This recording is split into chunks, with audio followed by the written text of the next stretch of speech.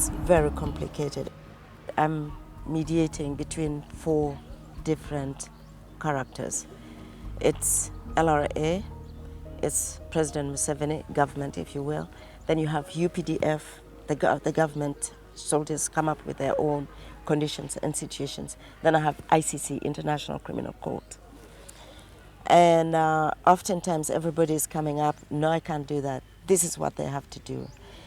And how am I going to communicate this, for example, to Joseph Kony? 2 days ago, a mother whose children were abducted came. I met her in a church. She was crying, wailing, and saying, next time you're going to meet them, I'm coming with you. So she comes to see me. And one of the commanders who abducted one of her sons was sitting right over there. She didn't know. And she was saying, you know, sometimes when LRA kills, I say, my son is now killing. This can't be my son. Maybe he's dead. I was able to establish yesterday that all her children are dead. This commander responsible for abducting and ordering his killing is sitting with me over here. And for one moment, I'm so angry, I say, I'm going to talk to him. But is it going to bring back that life? It isn't. What you want is him to work with you to bring the others back, to stop that suffering. And all this it's sometimes changing your personality, it's changing yourself. You immediately say, I have to step outside Betty Bigombe and be somebody else and be able to, if I'm going to prevent it, if I'm going to make a difference. And that is what it is all the time.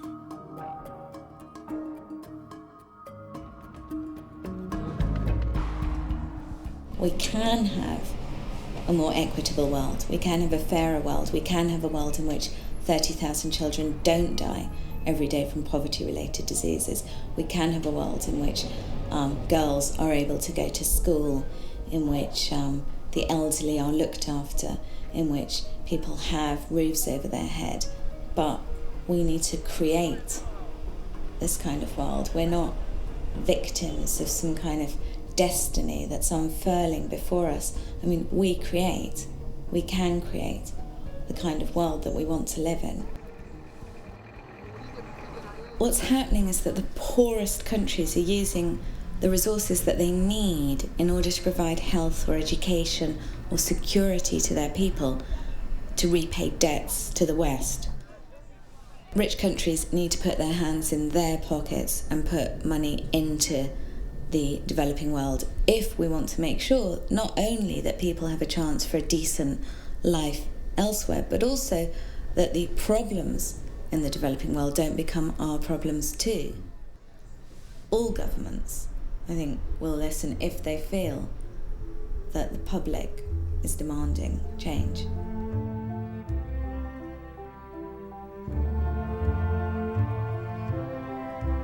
The only way to save the planet is to, for the richer nations who are big preservers of oil and to divest themselves of their selfishness for the sake of the future and their children. As soon as countries see that the system is fair to them, that they are not being treated unfairly and unjustly by other countries, and as soon as they see that they have a bigger investment in sustaining the peace than any possible return they might get from starting a war.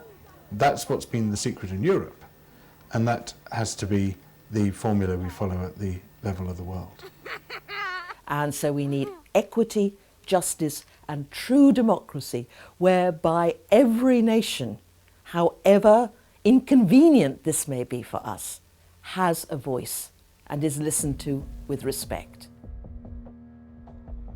We can make it happen if we choose. But what that requires is that we see ourselves primarily as belonging to the planet, and we abandon these curious and I think rather old-fashioned notions of belonging primarily to an arbitrary landmass defined by an arbitrary boundary. It only takes 19 people to cause an immense revolution in the life of a major world power. So I think we need constantly to remind people that peace is a very precious and a very rare, historically very rare state of affairs, and one we should embrace with all our power. It's a situation which privileges enormously those who live under it.